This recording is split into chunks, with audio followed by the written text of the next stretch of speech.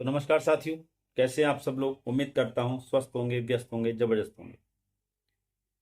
तो साथियों, जैसा कि आपको जानकारी है, माननीय छत्तीसगढ़ हाई कोर्ट में बीएड और डीएड विवाद को लेकर के कोर्ट की अवमानना का जो मामला था उसकी सुनवाई हुई और उसका ऑर्डर जो है कल 7 नवंबर को रिलीज हो चुका है। तो उसी पर बात करेंगे कि क्या कुछ उस ऑर्डर में है, उसका एक सरल विश्लेषण करने का प्रयास करेंगे। निवेदन है वीडियो में अंत तक बने रहें। आप सभी साथियों का स्वागत है आपके चैनल गेट सॉल्यूशन में। और उन सभी साथियों से निवेदन रहेगा जो चैनल पर विजिट कर रहे हैं लेकिन सब्सक्राइबर नहीं कर। तो साथियों, आप सब्सक्राइब करेंगे, हमें और ज़्यादा मोटिवेशन मिलेगा, हमारा और परिवार बढ़ेगा, तो अपनी बात रखने का और ज़्यादा कहना चाहिए कि मज़ा आता है और उत्साहवर्धन होता है। तो आप सभी साथियों से निवेदन है जो चैनल पर पहली बार विजिट कर रहे हैं या चैनल को क्लिक करते हैं और सब्सक्राइब नहीं करते हैं, वो सभी आपके अपने चैनल गेट सॉल्यूशन को जरूर से सब्सक्राइब कर लें और बेल आइकन को हिट कर लें, ताकि इस संबंध में आने वाली जो अपडेट्स हों या शिक्षा जगत से जो जुड़ी जानकारियां या अपडेट्स लेकर के हम आते रहते हैं वो आप तक समय से पहुंचती रहे। तो साथियों, जैसा कि आप जानते हैं,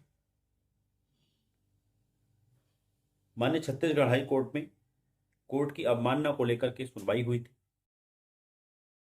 उसका ऑर्डर कल रिलीज हो गया है, जिसमें जो डीएड की तरफ से यानी पिटिशनर्स की तरफ से जो एडवोकेट थे मनदीप कालरा जी, उन्होंने कोर्ट को अवगत कराया। पहले तो इस कोर्ट में वही यानी ऑर्डर में वही चीज़ें मेंशन है जो 2 अप्रैल 2024 का जो निर्णय माननीय छत्तीसगढ़ हाई कोर्ट का है उसके बारे में वो मेंशन किया गया है कि किस तरीके से जो है माननीय छत्तीसगढ़ हाई कोर्ट ने 2 अप्रैल 2024 को एक आदेश पारित किया था, जिसमें उन्होंने जो है राज्य सरकार को आदेशित किया था कि आप जो है डीएड की जो नियुक्ति है, लगभग 2897 पदों पर जो नियुक्ति है उसको आप जो है रद्द कीजिए और बीएड को ना शामिल करते हुए डीएड धारियों की नियुक्तियां कीजिए, यानी कि वो मेरिट जो यानी कि सूची जो है उसको रीअरेंज कीजिए, यानी दोबारा उस सूची को बनाइए बीएड को हटाते। और उसके लिए माननीय छत्तीसगढ़ हाई कोर्ट ने 6 सप्ताह का समय दिया। ये जिक्र वहां पे है ऑर्डर में।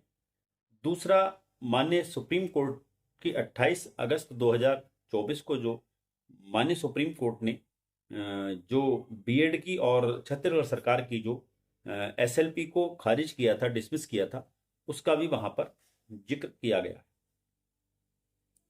इसके बाद जो कोर्ट ने ऑर्डर पास आउट किया है वो ये किया है कि 2 अप्रैल 2024 का जो निर्णय है छत्तीसगढ़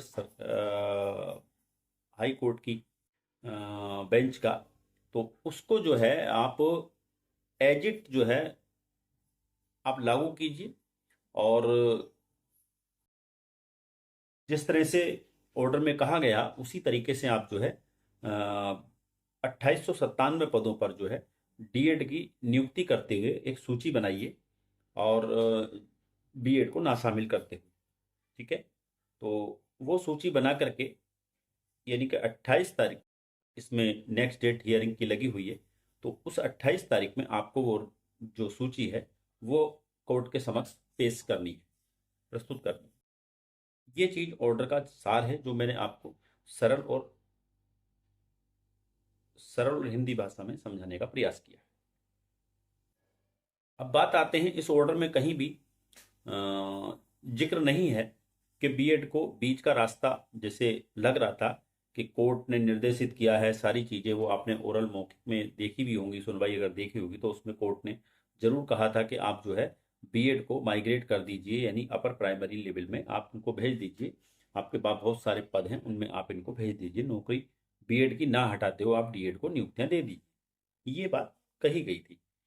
तो लेकिन ऑर्डर में कहीं भी चीज ये मेंशन नहीं की गई है, क्योंकि कोर्ट कभी भी निर्देशित नहीं करता, कोर्ट आदेशित करता है, कोर्ट का आदेश आता है, कोर्ट का यानी वो आदेश करता है, तो उसमें कोई सजेशन या उस तरह की चीजें उन्होंने मेंशन नहीं की।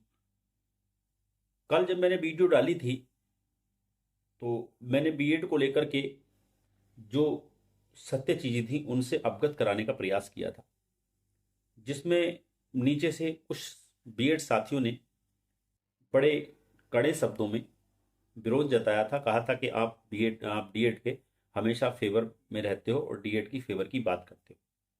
तो साथियों, इसमें फेवर और अनफेयर की बात नहीं है, ये बात है जो तथ्यात्मक रूप से चीजें सामने हैं उन पर हम विश्लेषण करते हैं, उन्हीं तथ्यों को हम आपके सामने रखते हैं। एक साथी ने कहा कि आप जज बन जाइए। भाई, हमें जज बनने की कहां जरूरत है, हम कोई फैसला नहीं सुना रहे हैं, हम केवल आपको तथ्यों से अवगत करा रहे हैं, जो तथ्य आज की डेट में आपके सामने हमारे सामने हैं। मैंने तीन ही बात कही थी बीएड को लेकर के, कि बीएड को अगर अपर प्राइमरी में अगर माइग्रेट करते हैं तो तीन चीजें वहां पे, यानी तीन जो पेज हैं वहां पे फंसे हुए हैं, उनकी बात मैंने आपके सामने रखी थी, और मैं समझता हूं वो बात कहीं से कहीं तक किसी को अनफेवर या फेवर नहीं करती।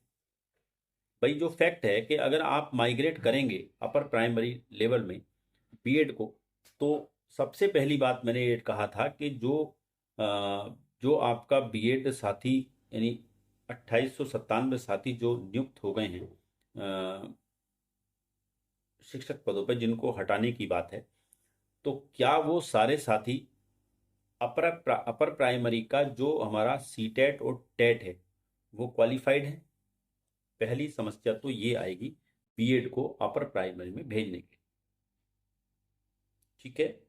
दूसरी समस्या ये है कि अगर यहाँ पर माइग्रेट कर दिया जाता है बीएड को अपर प्राइमरी लेवल में, तो ये एक उदाहरण बन जाएगा, और इसको आधार बनाते हुए जो है दूसरे स्टेट्स के जो बीएड धारी हैं जिनको रिलीफ नहीं मिला है, वो माननीय सुप्रीम कोर्ट चले जाएंगे। तो इस तरीके से एक नए मुद्दे का जन्म होगा, एक नए विवाद का जन्म होगा, और ये चीज फैक्ट है। तीसरी चीज मैंने ये समझाने का प्रयास किया था कि जो पद बीएड वालों को दिए जाएंगे अपर प्राइमरी लेवल के, तो वो कहाँ कम होंगे जाकर के, जो नई आने वाली शिक्षक भर्ती है अपर प्राइमरी लेवल की, जो पद होंगे उनकी कटौती हो जाएगी, लगभग 3000 पद वहां से हट जाएंगे। तो 3000 पद हटना उन युवाओं के साथ एक धोखा ही है, जो नौकरी पाने के इंतजार में सीटेट और टेट क्वालिफाई करके और इस इंतजार में बैठे हैं कई सालों से कि अपर प्राइमरी लेवल की वैकेंसी आएगी और उसमें हम अप्लाई करेंगे, हमें नौकरी मिलेगी, इस उम्मीद में, इस आशा में वो लोग बैठे हैं। तो क्या उनके साथ ये एक धोखा, एक उनके अधिकारों का हनन नहीं है? तो ऐसे में वो लोग चुप नहीं बैठेंगे, वो लोग भी इस मामले को, यानी इस माइग्रेशन को, अगर ये माइग्रेट करते हैं 6 to 8 के लिए बीएड को, तो वहां पे ये लोग इस मामले को चैलेंज कर दें। तो मेरा कहने का मतलब ये है कि बीएड के लिए अगर कोई साफ सुथरा रास्ता निकलता है जो कहीं चैलेंज ना हो, यानी आज अगर नौकरी मिल रही है, अगर अब मान लीजिए वो माइग्रेट हो रहे हैं, तो फिर सदा के लिए उसमें बने रहें, फिर ऐसा ना कि 6 महीने बाद या साल भर बाद फिर उनको नौकरी से हटाना पड़े, या फिर इधर उधर की बात हो, या फिर वो कोर्ट का मामला चले, वो चीज़ नहीं होनी चाहिए। तो मेरा वही सवाल है कि ये अगर माइग्रेट करते हैं तो ये तीन जो है पेज इसमें जरूर उलझे हुए हैं।